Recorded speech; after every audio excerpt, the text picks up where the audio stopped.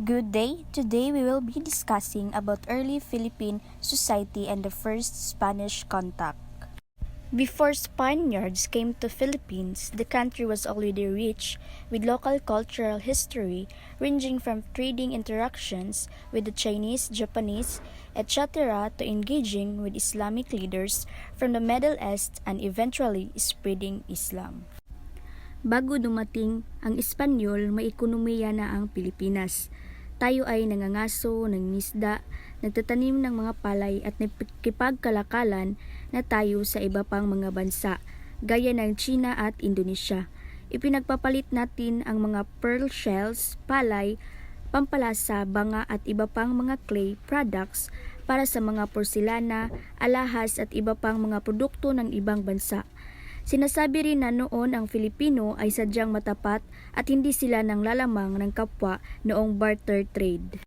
Lesson Introduction. Studying early Philippine societies requires more than just written sources, artifacts, epics, ethnographies, and all those unwritten to build a more comprehensive picture of that period. So studying early Philippine society, nag-required siya mga more than just written sources like artifacts or arts or tools, epics, mga poem and books, and then ethnographies, recording of human culture, and also those nga mga wala kipang sulat para makabelt or makahimo og mas komprehensibo nga mga larawan sa kadto na period. Blair and Robertson collected these Spanish documents in 1903 and translated them into English. So, Robertson and Blair, nag-collect siya sa mga Spanish nga mga document, unya gitranslate dayon niya into English.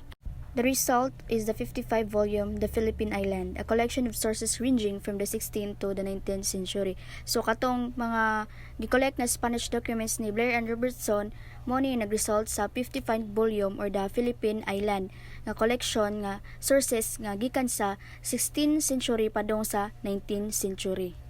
The oldest written record in the Philippines is the Laguna copper plate inscription dated in the 10th century. So ang pinaka tiguang na libro nga na-record sa Pilipinas is the Laguna copper plate inscription. Kini gidatan ni siya sa in the 10th century.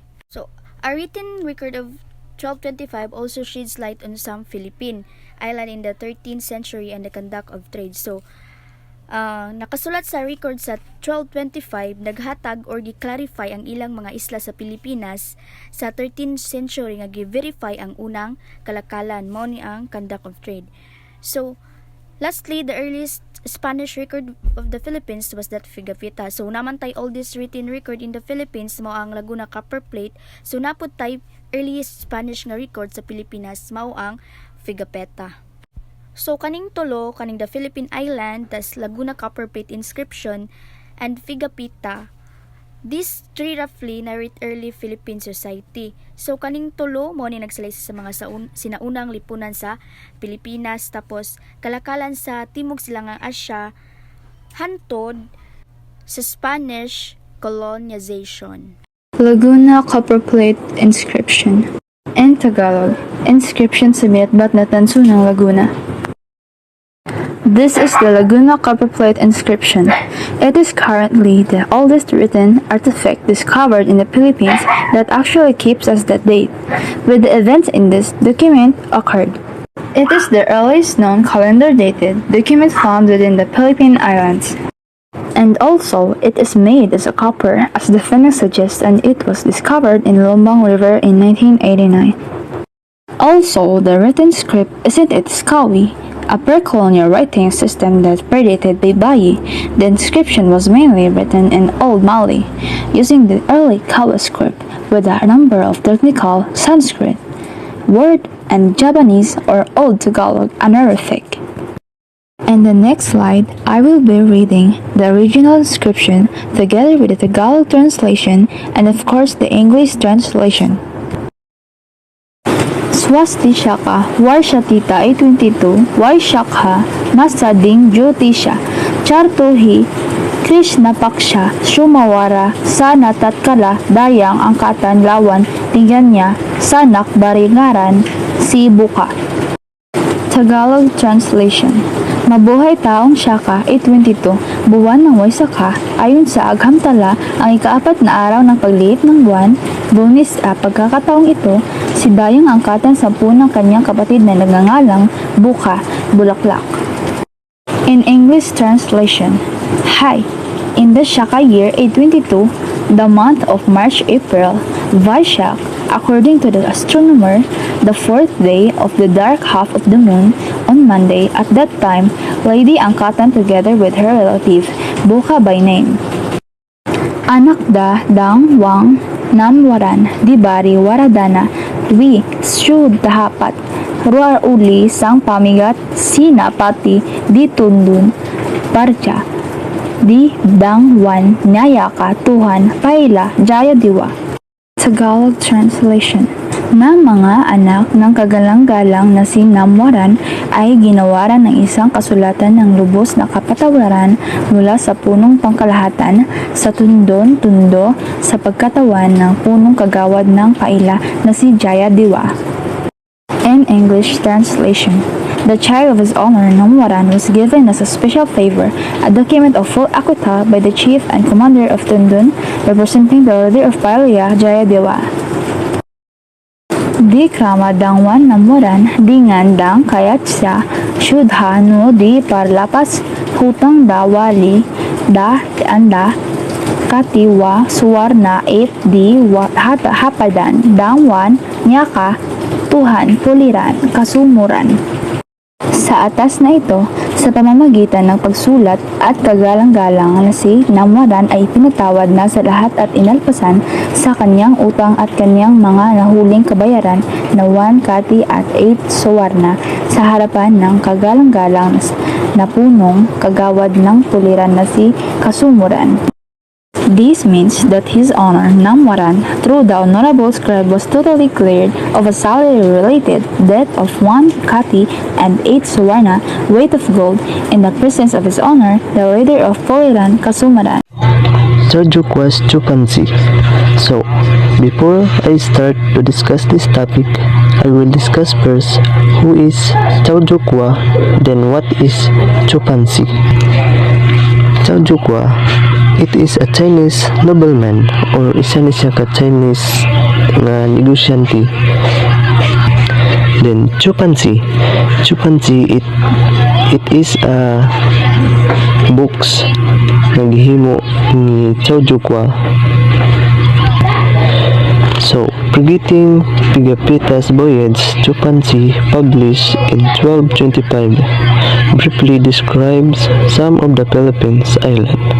So, sa wala pa niabot si Pigapitas Voyage, ang Chupansi was published in the year 1225.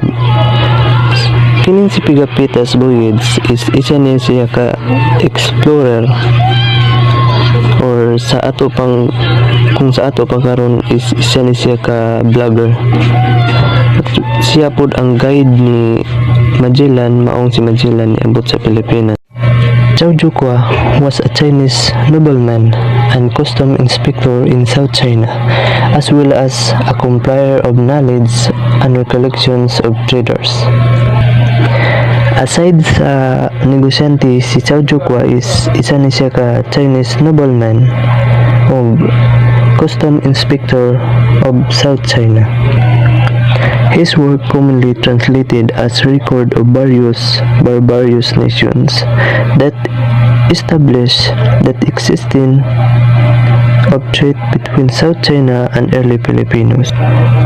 So, ang Chupansi nga libro was translated as record of various or barbarous nations kay mao man guni siya ang nagpatunay nga diri jud nagikan ang unang ugnayan sa Pilipinas ug ang China.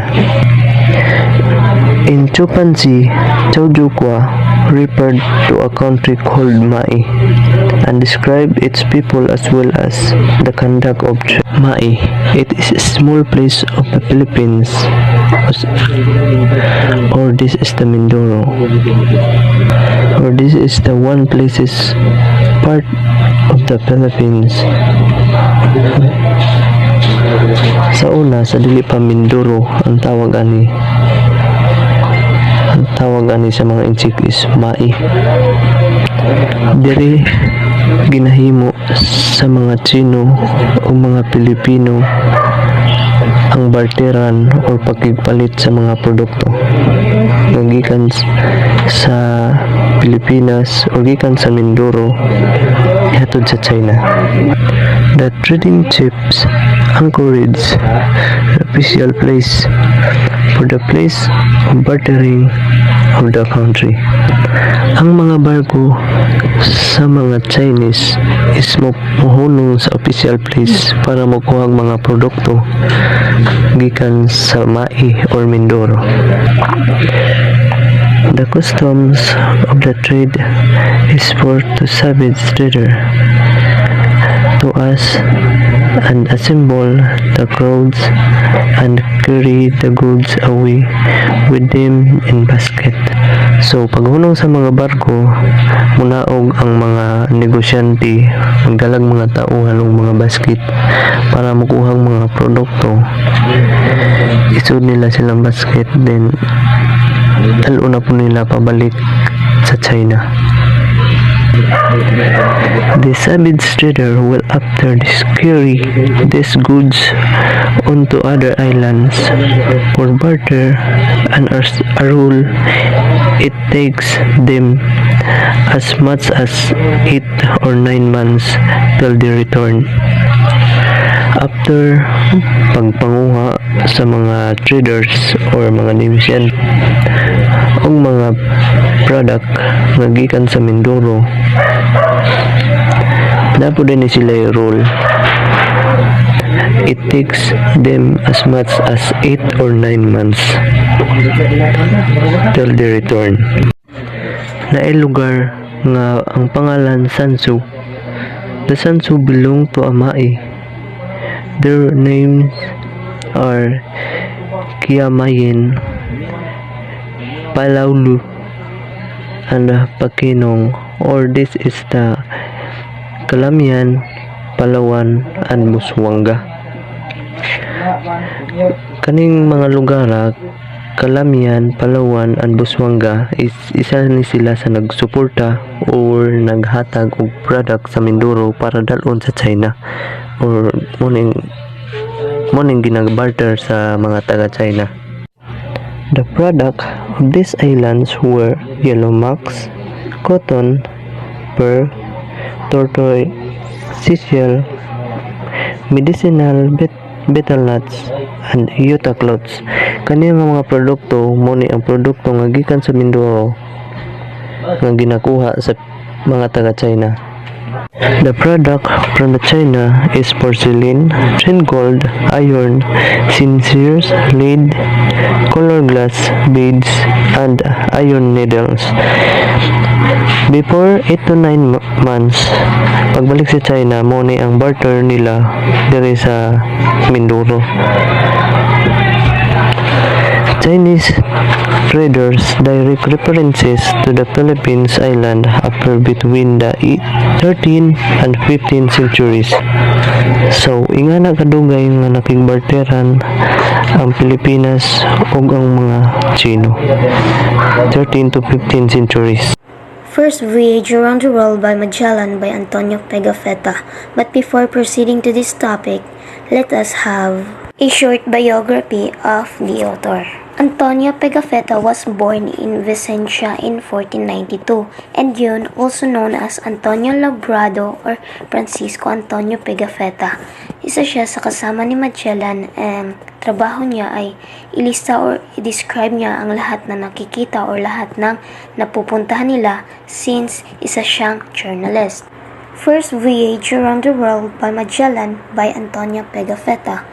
The document reveals several insights indigenous character of the Philippines during pre-colonial period. So, sa libro na to, nakalagay ang lahat ng observation niya, lahat ng nakikita niya when they traveled. And ayun nga, in this we will just focus on the chronicles of Antonio Pigafetta. So, dun sa first part in Pigafetta's account, their fleet reached what he called the Landron Islands or the Island of Thebes. So, itong Landron Island na to is ngayon alam na natin na Marianas Island, and yun nga, it is located south-southeast of Japan, west-southwest of Hawaii, north of New Guinea, and east of the Philippines.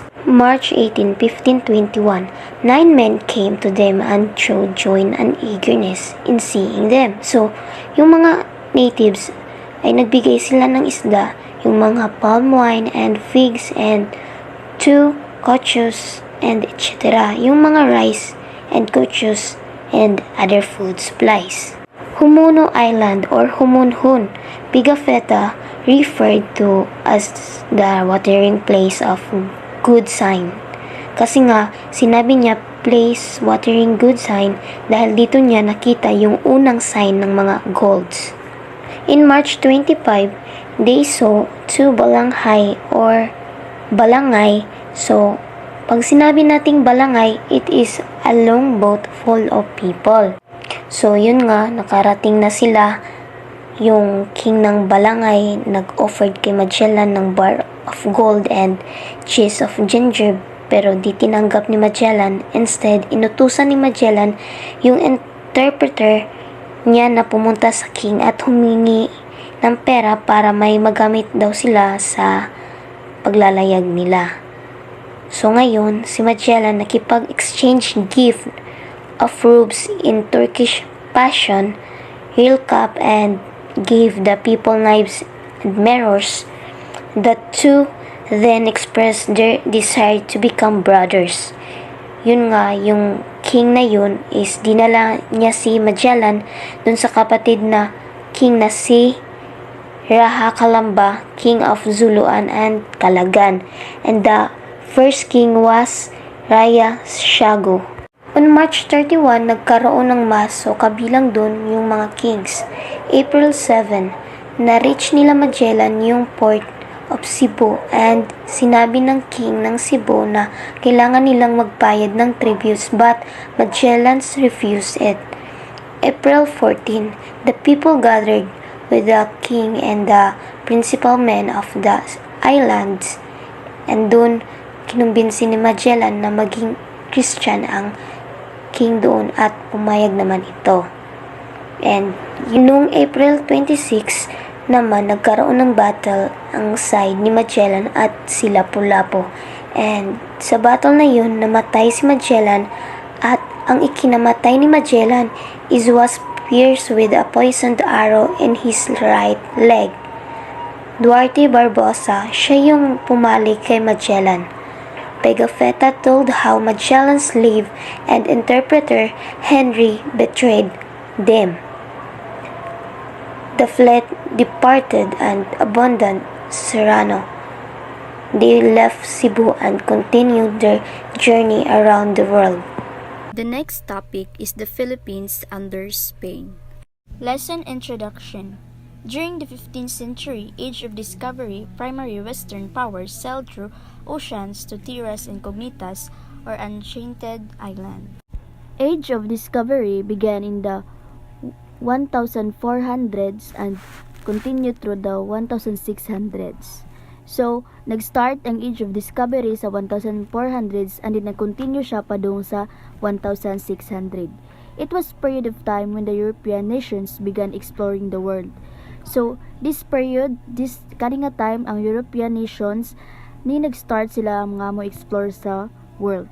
Then, di discover new routes, nakadiscover sila ng mga bago na mga ruta, padung sa India, and then the Far East and the Americas. So, it have 5 invention lead to the Age of Discovery. Astrolabe, magnetic compass, Carville, sextant, and Mercator's projection. These terras incognitas or enchanted island, this is an unknown territory. So, kani nga term used in cartography para sa mga region nga walay mapa o walay mga document.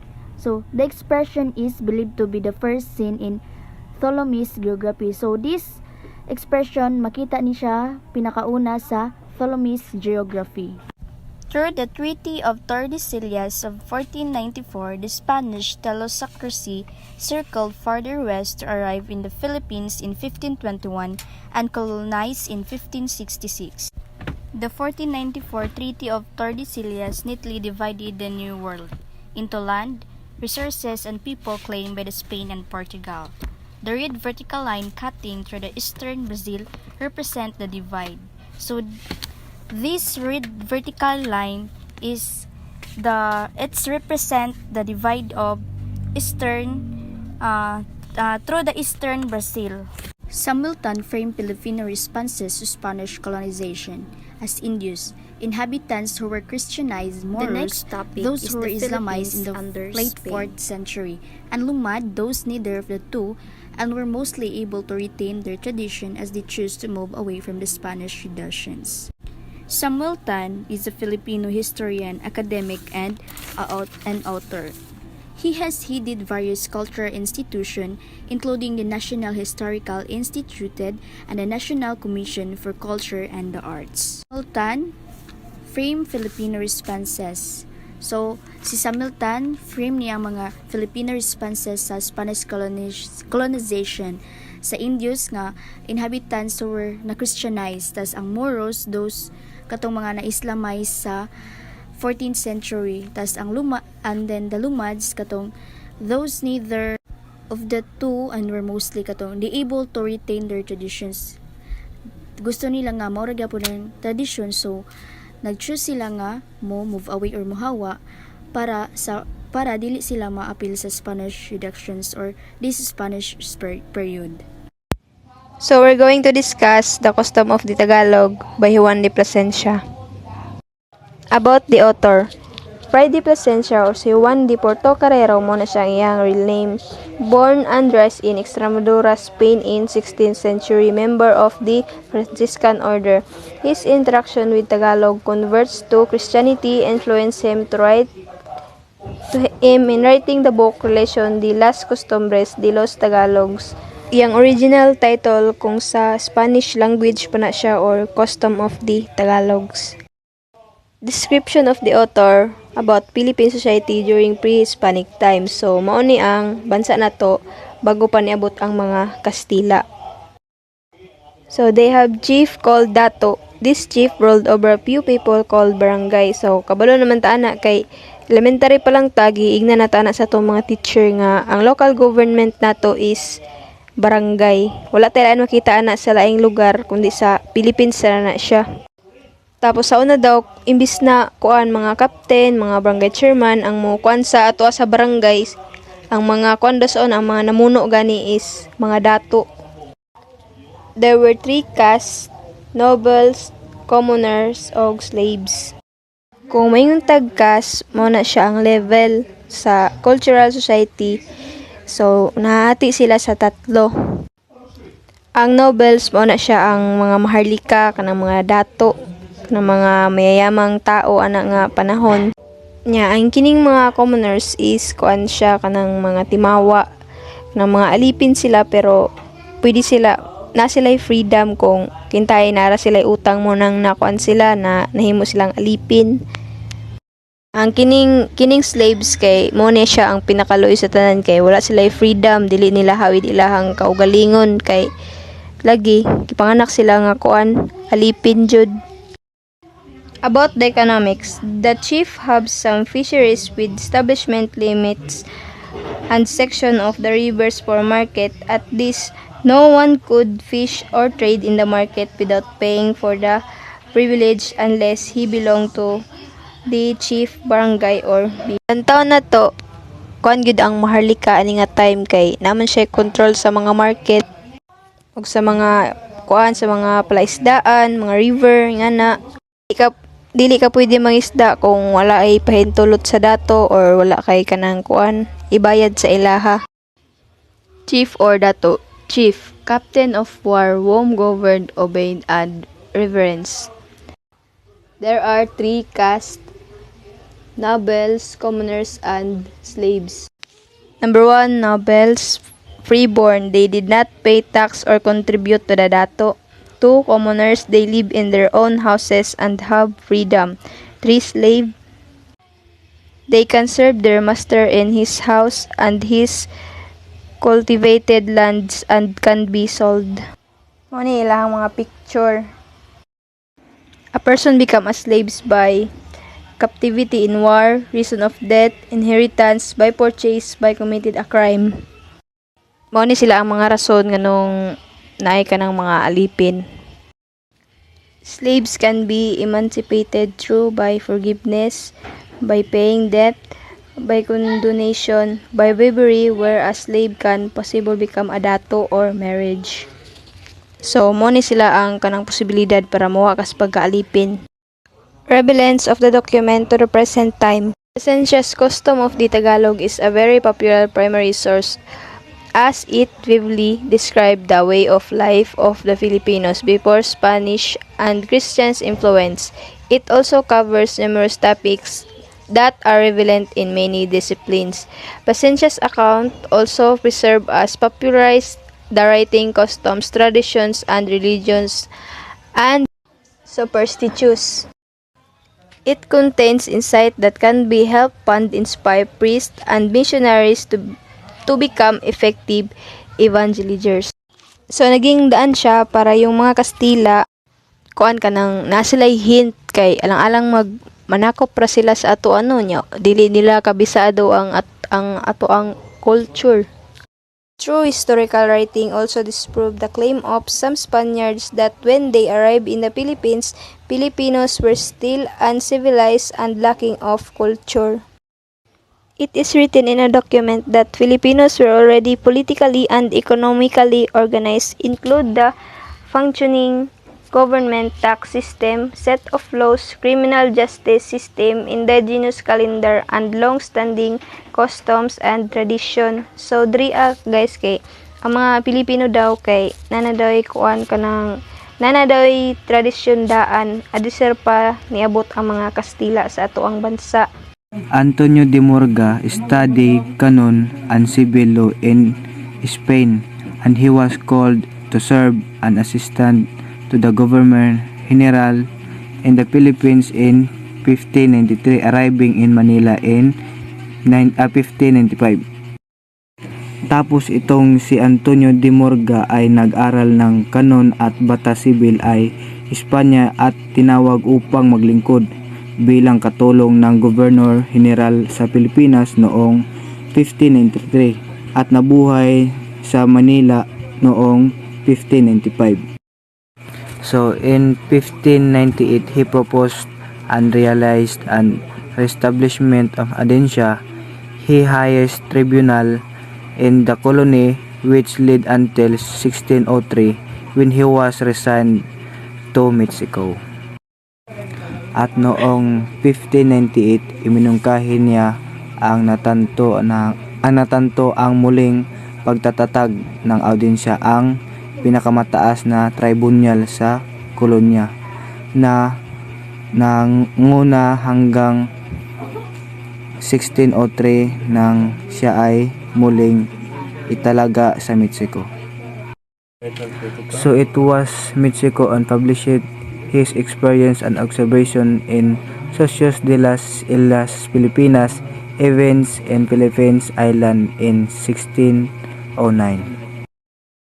Dahil sa kanyang pag-imbestiga, ito ay unang inithala sa Mexico noong 1609. So Morga described in length and socio-cultural and political aspect in early Filipino society. At mahabang inilarawan ni Morga ang socio-cultural at politikal ng aspeto ng sinaunang lipunang Pilipino. He described the natives throughout an island country excellently with certain characters almost like the Greek or Arabic. Tapos inilarawan ni Antonio de Morga Ang mga katutubo sa buong isla ay maraming magsulat ng mahusay na may ilang mga karakter halos tulad ng Grego o Arabic. Karagdagang kaalaman para maunawaan nyo para maintindihan nyo. Ito si Antonio de Morga ay isang manunulat at ang Socios de las Islas Filipinas ay isa ito sa kanyang ginawang libro. Who is Francisco de Sande? He was the third Spanish governor and Captain General of the Philippines from August 25, 1577 to April 1580. He established the royal city of Nueva Consorts, now known as Nova City. In 1575, King Philip II of Spain appointed him as the Governor-General of the Philippines. One of his first acts of political advocacy was to establish vast encomiendas of wealthy Spaniards in the Philippines. In 1576, he issued a decree forbidding officials appointed by the crown to own encomiendas that were initially for Indios. He also established the city of Nueva Consorts, province of Camarines Sur, Bicol region, island of Luzon, the largest of the some 7,107 islands under Spanish administration till 1898. For some 370 years, Philippine Islands, a few years after Spanish domination, this was granted by Sunny Truth King Philip II's royal decree. Esteban Rodriguez de Figueroa. He was a key figure in Tagbanyan's history, a Spanish conquistador who was awarded huge land holdings called encomiendas because of the service or accomplishment that he left for the Spanish government in the Philippines. Due to the advance of Moros, Governor General Sande ordered Captain Figueroa to further the Spanish hold in the Mindanao for potential revenues to add to Spanish coffers. According to Sande, the Moros believe is evil and Christianity alone is enough.